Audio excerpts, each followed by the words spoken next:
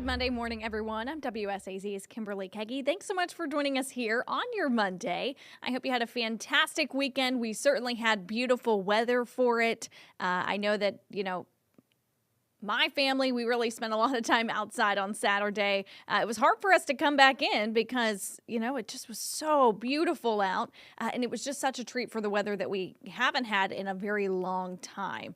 But Dylan Goday mentioned this morning, if you were able to join us for a check on that forecast, that we likely will see some warmer temperatures again very soon, but we've got to hold out for it. We got to make it through the first alert weather day that we are following today. Let's go ahead and I was going to pull up the weather camera for us, but it's a little bit hard to see. So how about we pull up the 7-day to give you a glimpse of what we are expecting. It's certainly beautiful. Check out those 7-day temperatures. 80s on Saturday, and that is something that we are looking forward to. Today is a first alert weather day, though. You heard Dylan mention, if you were able to join us or if you were able to catch him this morning as he was talking about the weather, that there are likely still a couple of hours where we deal with that wintry mix. You probably had to pull out the jackets again this morning as we are preparing. He said, but at the end of the week, we're going to be ditching those jackets and pulling out rain jackets instead because we are off to a very soggy week. As we expect those temperatures to be warm, he says, 45 to 80 degrees. I think a lot of us are, even if it's going to rain, we're still looking forward to it. So that is a little bit of a glimpse at the forecast this morning and what we are expected to see. Also, we are following some big stories over the weekend. And first up for us this morning, I want to pull up some videos so that we can talk about it, is the TTA levy that is now heading to the ballot. We will see that in May. That's where voters will end up deciding. In a late council meeting, special meeting on last Friday, it was about 4:30 when they met, council members unanimously voted to place a levy on the ballot that supports public transportation within the city of Huntington. And that is something that's been approved by voters for decades now. But the delay in the vote came after the mayor and several council members pushed for an agreement that would fix issues at Pullman Square. Now Pullman Square is actually partially owned by TTA. So that was where it got a little bit tricky, but the CEO of TTA, Paul Davis, says he couldn't share where the money was coming from. But the board and the city have agreed to improve Pullman Square. There were also several people during that meeting that said, we want to see better bus routes. We want to see better bus service. And so that is something that we will likely hear a lot more about in the coming days, weeks, and months as they prepare for that levy to be hitting the ballot in May. That is when the general primary is. So that is something that we will see come up likely, and I want to believe, because where we follow 3 different states, all of their primaries on different days. So I want to give you guys the right date before I tell it to you. And let me see if I can pull that up. Let's see, West Virginia primary.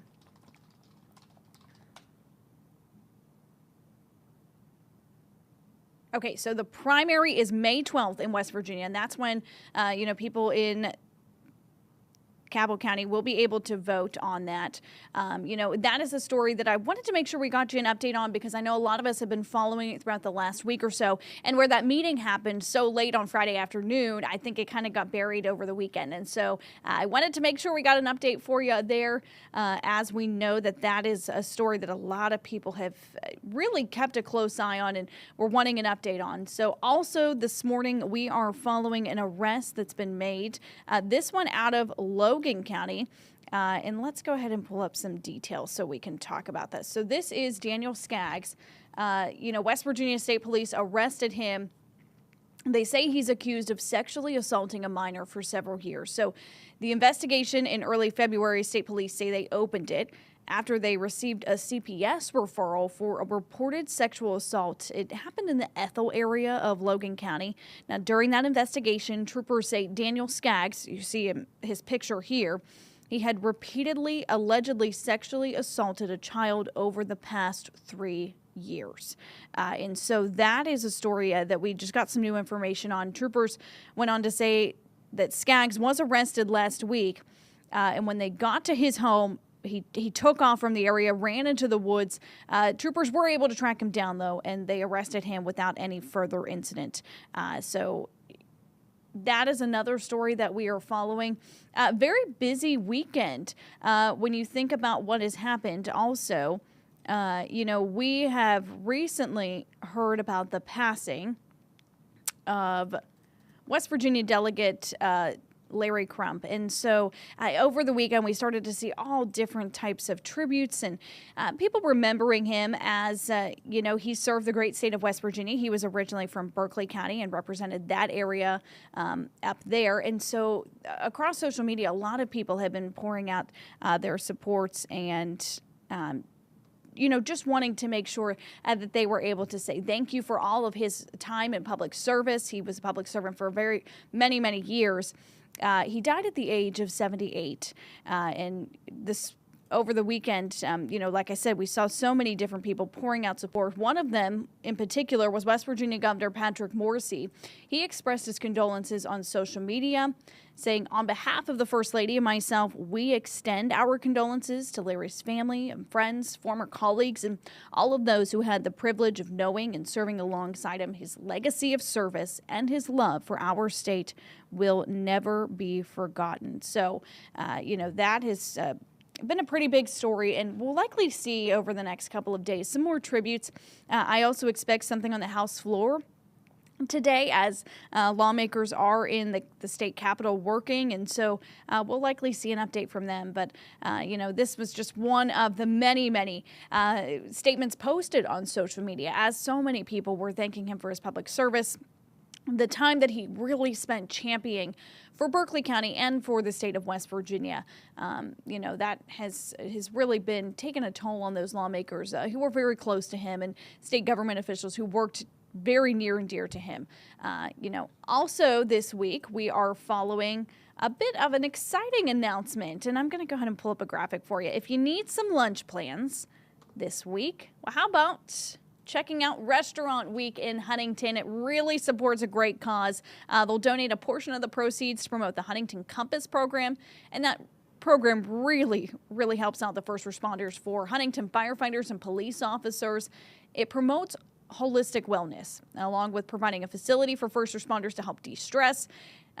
Compass also provides some training and guidance to promote social and emotional well-being for them and their families. So if you need somewhere to go, these are some of the locations that are participating.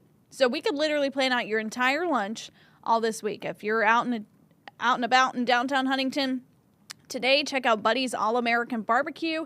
On Tuesday, you can go to the market over there. Italian Jim Steak and Spaghetti House. That's on Wednesday, March 4th. And there are several other participating locations, but those are really a great way.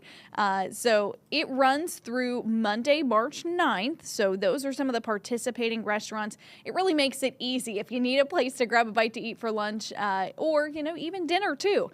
Those are great ways to not only, not have to cook dinner one night or not have to make lunch, but also supporting the first responders of the city of Huntington. Remember, it goes to police and fire as they have the Compass program. And really, when we talked with city officials about that program, they said it really makes a big difference. It just gives them a little bit of a breather and a great avenue to help de-stress.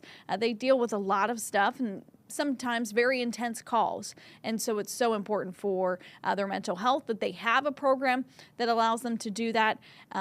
So if you need a place to go, this would be a great one to check out. And I want to pull up that 7-day forecast because I know we already looked at it, but we have not had the 80s in such a long time that it's kind of hard for me to grasp my head around it. I'm sure a lot of people spent some time outdoors over the weekend, and it really looks to be, even though it's going to be rainy, quite a fantastic week when you're thinking about temperatures. So, maybe for a chance, we could maybe turn off the heat for a little bit. I know my house would be happy with that, and open up those windows, get some fresh air circulating in the house certainly would be something to look forward to. So we've got a lot that we're following here on WSAZ, and those temperatures, certainly a nice treat for a lot of us. Dylan mentioned particularly on Saturday, he said there are going to be some dry hours this week. So, that will certainly be great for people to get out and about and enjoy.